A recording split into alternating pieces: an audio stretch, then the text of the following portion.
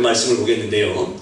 오늘은 지난주까지 우리 베드로 사도에 대해서 말씀 배웠다면 오늘은 이제 안드레입니다. 베드로 사도에 대해서는 다른 게 아니라 정말 이렇게 허물도 많고 실수도 많은 그런 베드로라고 하는 그런 사람을 하나님께서 우리 예수님께서 선택하셔서 우리가 아는 그런 영광스러운 사도로 만드셨습니다. 그리고 베드로 사도가 이제 베드로후서 유언과 같이 남기는 그 베드로후서 마지막에 무엇이라고 하죠?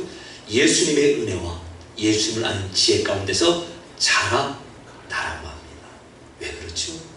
우리의 신앙생활은 항상 자라나야 될 더 높은 표대가 있기 때문에 그렇습니다. 어디 안에서 자라나요?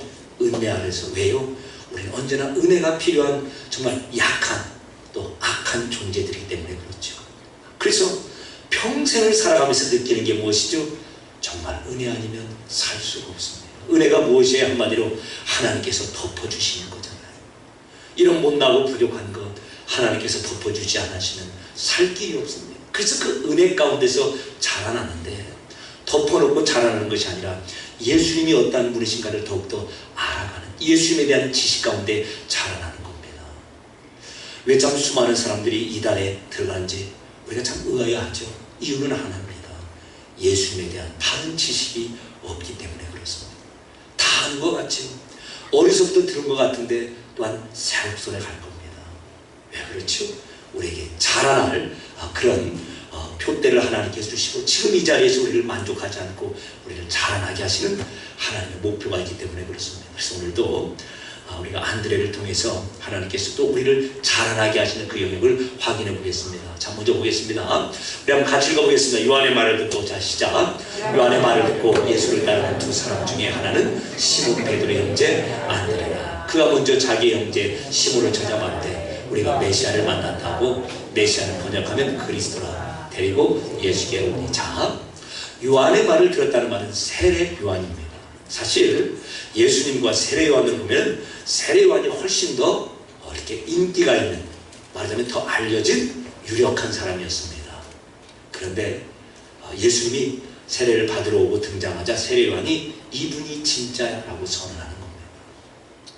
그러자 수많은 사람들이 세례 요한을 따랐는데 그 중에 몇몇이 예수님을 따르게 됩니다.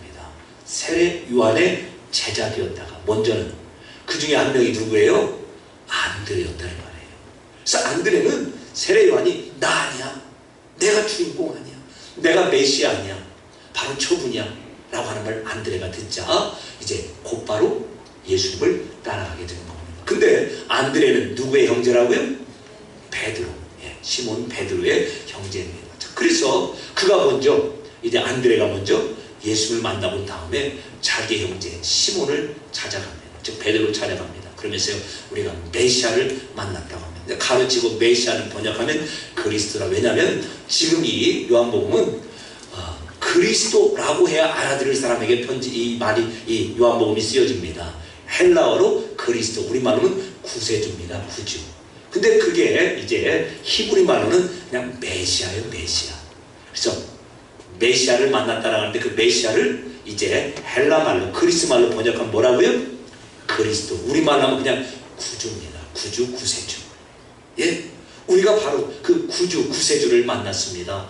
라고 이제 시몬 베드로에게 안드레가 예수님을 소개하고 있죠. 자, 그래서 우리가 지금 오늘 이 사건 말고 앞으로 두 가지 사건, 그래서 안드레에 대한 사건은 약 세 가지 정도로 이게 등장하는데 초점이 무엇인가? 안드레는 이렇게 소개하는 그런 역할을 합니다. 한마디로 다리의 역할을 하는 그런 사람이에요. 우리가 인생을 살다 보면 다리의 역할을 하는 사람이 있고 벽을 만드는 역할을 하는 사람이 있습니다. 다리의 역할을 하는 사람은 어떻죠? 이 두 사람의 관계를 연결하죠.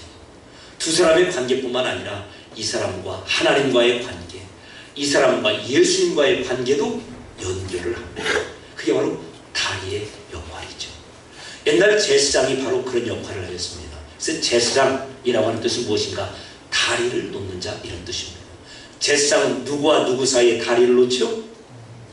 백성들과 하나님 사이. 죄인이 도저히 스스로 갈 수가 없는데 그곳에 다리를 놓는 사람이 바로 제사장입니다. 그런데 이 제사장적인 사명을 누가 감당했는가? 안드레가 감당을 하였다는 겁니다. 그래서 예수님을 먼저 알아보고 소개받는 것이죠. 자기 스스로 예수님을 찾아오는 사람은 없습니다. 누군가에 의해서 하나님께서 그를 끌어오죠. 세례 요한의 그 입술을 통해서 하나님께서 이제 안드레를 예수님에까지 끌고 왔습니다. 그러자 안드레가 거기서 멈추지 않고 자기 형제 시몬 베드로에게 가서 예수님을 소개하는 겁니다. 참으로 중요한 사역이라는 것이죠. 그런데 정말 가슴 아픈 일이 있습니다. 우리 주변에 우리가 만나는 사람 중에 상당히 많은 사람은 한 번쯤은 교회를 다녔던 사람입니다. 그리고 몇몇은 우리 부안좋은교회를 다녔던 사람도 있습니다. 그러니까 나는 한 번도 교회를 가본 적이 없습니다. 그런 사람 만나기가 쉽지 않아요. 꼭 우리 교회뿐만 아니라 다른 교회건 우리 교회건 한 번쯤 교회를 다녔던 사람들을 만나게 됩니다. 그런데 그럼 왜 지금 교회를 안 갑니까? 그러면은 말을 안 해요. 왜 말을 안 쳐? 누구 때문에 시험 들어서 교회를 못 갑니다. 그 말을 차마 할 수가 없는 겁니다. 근데 우리가 다 알아요. 저분이 언제쯤, 그리고 본인들이 다 얘기합니다. 내가 언제쯤 다 어느 교회에 나갔었습니다. 그런데 그런 상처 때문에 그분들이 교회 밖에서 그렇게 지금 배워하고 있죠. 그 누군가가 사실은 저가 되고 우리 각자가 다 될 수가 있습니다. 하나님과 그 사람 사이에, 사람과 사람 사이에 이게 다리의 역할을 하라고 우리를 부르셨는데 우리가 벽의 역할을 해버렸다는 것이죠. 하나님께서 연결한 그 다리마저도 끊어버리는 참으로 참 무지하고 한편으로는 악한 일을 범하는, 의도하지 않았건 의도했건 간에 그런 결과가 나오는 게 한두 번이 아닙니다. 우리 자녀들에게 물어봅니다. 왜 이렇게 교회를 안 나가는가? 그럼 답이 오잖아요. 그렇게 싸우는데, 예수님을 그렇게 잘 믿던 부모님 세대들이 그 모양인데 우리가 교회를 나가겠습니까? 그 정도도 못 참아주는데 교회 갔더니 벼락벼락을 내는 거예요. 밖에서도 그렇게 하지 않는데 교회 가면 그냥 뾰족한 바늘 위에 서 있는 것처럼, 그거 넘어가면 진짜 이건 큰일 나, 신앙생활 제대로 못하는 것처럼 그런 식으로 몰아붙이고 정죄하니 어떻게 하겠습니까? 물론 좋은 게 좋은 거다, 유야무야 덮고 가자, 그런 게 아니죠. 그러나 우리의 발음, 우리의 잘하는 것이 혹시라도 누군가의 하나님과 그 사람 사이에, 그 사람과 교회 사이에 다리를 끊어버리는 그 같은 일을 한다면 이건 참으로 조심스러운 일입니다. 참으로 조심스러운 일이에요. 자, 그래서 다시 한번 우리가 안드레 사도에 대해서 말씀을 배우면서 하나님과 다리의 역할을 하는 정말 복된 사명을 맡았구나. 여러분, 사도는 무슨 뜻인가 하면 보내심을 받은 자입니다. 사도가 무슨 뜻이라고요? 보내심을 받은 자입니다. 그러니까 심부름꾼을 그냥 사도라고 하는 거예요. 아시겠죠? 그러니까 왜 우리가 사도 베드로, 사도 요한이라고 하는가 하면은 예수님이 그들을 보내셨기 때문에 사도라고 하는 겁니다. 만약에 제가 장로님 저기 심부름 좀 다녀오세요, 그러면 장로님은 우리 교회의 사도가 되는 겁니다. 심부름을 하기 때문에, 보내심을 받았기 때문에. 자, 그래서 부활하신 예수님께서 이렇게 말씀하시죠. 아버지가 나를 보내신 것 같이 나도 너희를 보낸다. 그러니까 우리가 다 어떤 사명을 받은 거예요? 사도의 사명을 받은 겁니다. 보내심을 받은 사명. 그래서 오늘은 특별히 사도적인 사명을 가지고 우리 성도들이 세상을 살아가는데 다리를 놓는 그 사명이더라 이 말이죠. 누구처럼요? 안드레처럼. 행여라도 나 누구 모셔서 교회 못 가겠어요. 나 그때 교회에서 그것 때문에 실족해서 더 이상 교회 못 갑니다. 이제 정말 그런 일이 우리 교회건, 우리가 하는 어떤 교회건 간에 일어나지 않도록 우리가 다시 한번 사도적인 사명, 보내심을 받아 다리를 놓는 이 사명을 새롭게 하는 우리 모두 되시길 주님의 이름으로 축원합니다. 두 번째 사건입니다. 그럼 같이 읽어보겠습니다. 시작.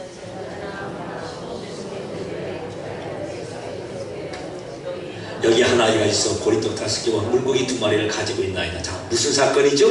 오병이어의 사건입니다. 근데 거기에도 누가 등장해요? 안드레.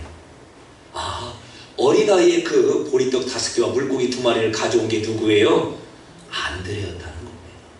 또 한 번 다리를 놓게 된 겁니다. 그래서 장정만 5,000명 되고 그냥 뭐 남녀노소 다 합치면은 최소한 2만 명 이상 될 만한 그런 사람들을 먹이는 그 중간에 다리 역할을 안드레가 하게 된 것이죠. 아마 우리 같으면, 저 같으면 도시락 하나 가져오면 어따 이런 거 가져오냐고 아마 혼내서 돌려보낼 수도 있을 겁니다. 왜요? 그게 더 맞는 것 같거든요. 우리가 이야기를 잘하니까 그 도시락 가져온 거 가지고 나눠 먹고 우리 예수님께서 기도하고 나눠주셔서 이만큼 남아서 알기 때문에 그렇지, 실질적으로 그 현장에 가 있다고 보십시오. 우리가 어떻게 했겠는가. 어떤 때는 우리가 참 잘한다고 하는 것이 다리를 놓는 게 아니라 정말 다리를 끊어버리고, 다리를 놓는 게 아니라 벽을 쌓아버리는 그런, 우리가 의도치 않은 참으로 악한 결과, 무지한 결과를 만들 때가 있다는 겁니다. 자, 그래서 제가 여러분들에게 여러 차례 부탁드렸죠. 우리 부인들께서는 남편들 오시면 자꾸 존다고 이렇게 하지 마시고 그냥 졸아도 오는 걸 얼마나 감사합니까? 저는 사실 그래요. 졸린데 오는 것보다 더 훌륭한 분이 어디 있어요. 그런데 자꾸 찔럭대고 그러냐 마냐 목사님 오면 괜히 제가 눈치가 보여서 정말 안 됩니다. 그래서 제가 여러분에게 부탁 말씀드리잖아요. 어느 분이 화장실 갔는데 불을 켜고 나옵니다. 그러면 나팔을 불지 마시고 조용히 끄시는 게 답입니다. 화장실 죄송합니다. 그 한 달 켜놔도 10,000원 아마 더 나올 거예요. 목사님 10,000원이 장난이니까 그걸 얘기하는 것이 아니라 10,000원하고 그 영혼이 교회에 나오는가 못 나오는가 그것과 바꿔서는 안 된다는 겁니다. 무슨 뜻인지 아시겠죠? 우리 중에 주일에 좀 식사 좀 하고 가세요. 우리 밥 다 해놨으니까. 그게 권면합니다. 그런데 그냥 가셔요. 그래서 무엇인가 되게 바쁜 일이 있으신가 여쭤보면 무엇이라고 대답하는지 아세요, 여러분? 내가 이 교회에서 식당에서 일하는 거 하나도 못 도와드리는데 어떻게 밥을 먹어요?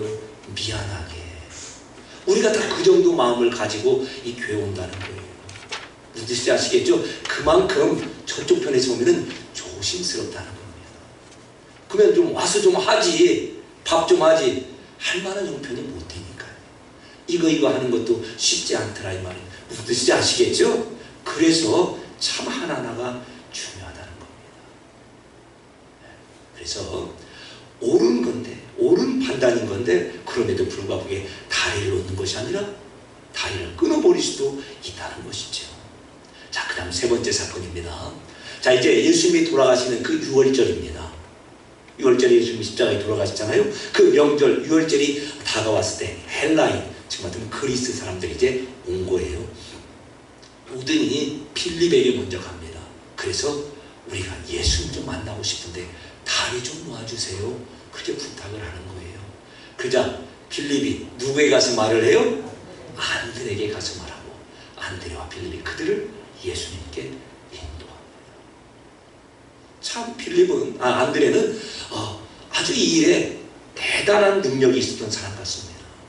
뭐 설교를 어떻게 했다, 능력을 행했다, 어떻게 큰 일을 했다, 그런 건 기록되지 않는데 이 세 가지 사건을 통해서 사람과 예수님 사이에 다리를 놓는 정말 아름다운 사역을 참 잘하였던 그런 사도라는 것입니다. 예. 오늘 우리도 살아가면서 아직도 우리가 우리 가족과 우리 가족 중에 누구와 예수님 사이에 다리를 놓아야 될 그런 목표가 있고 그런 분이 분명히 있을 것입니다. 그 다리 놓는 그 사명을 우리가 감당해야겠죠. 우리가 그 설교 전에 참 이렇게 일어나시라고 쑥스럽습니다. 그럼에도 불구하고 그렇게 했던 것은 우리 고영희 집사님 이렇게 병원에서 환자분들을 그렇게 그 요양하는 그 요양사로 참 애쓰시는 요양사 선생님으로, 그래서 참 여러 부류의 환자들을 만납니다. 그런데 그때마다 꼭 말씀을 전합니다. 당신 다 좋은 것 같은데 예수님만 믿으면 더 좋을 것 같아요. 여러분, 그 말하는 게 쉬워요? 환자가 그래서 돌본 환자분이 아유 예수쟁이 이거 사람 받고 그러면 어떡할 거예요? 우리 같으면 그런 마음이 저 같으면 그럴 것 같아요. 그런데 누구를 만나든지 간에 다리 놓는 그 사명을 참잘 감당하십니다. 그래서 벌써 믿음의 족보에 이제 할머니 반열까지 왔어요. 조금 가면 이제 증조 할머니까지 올 것 같아요. 이제 전도하시고 전도하신 분이 또 전도하시고 그래서 할머니가 되는데 이제 그 전도하신 분이 또 전도하시면은 뭐 증조 할머니 돼요, 고조 할머니 돼요. 얼마나 아름다운지 모릅니다. 자, 그래서 우리도 누구를 만나든지 간에 하나님 앞에 맡은 이 사명, 어떤 사명이요? 다리를 놓는 사명 말입니다. 자, 우리 한번 믿음으로 고백합니다. 다리를 놓는 사명. 예, 혹시라도 나의 정말 잘한다고 한 그 행동과 또 말과 또 어떤 그런 표정 하나까지라도 혹시라도 다리를 끊고 벽을 쌓게 했다면 하나님 다시 한번 정말 그런 자리에서 돌아오게 하시고 이제 나를 통해서 다리 놓는 안드레와 같은 사역이 온전히 내 남은 인생을 통해서 펼쳐지게 하시고 또 우리 교회가 그 사명 감당하고 저도 그 사명을 감당하고 여러분 모두가 그 사명을 감당하시길 주님의 이름으로 축원합니다. 은혜로우신 아버지 하나님,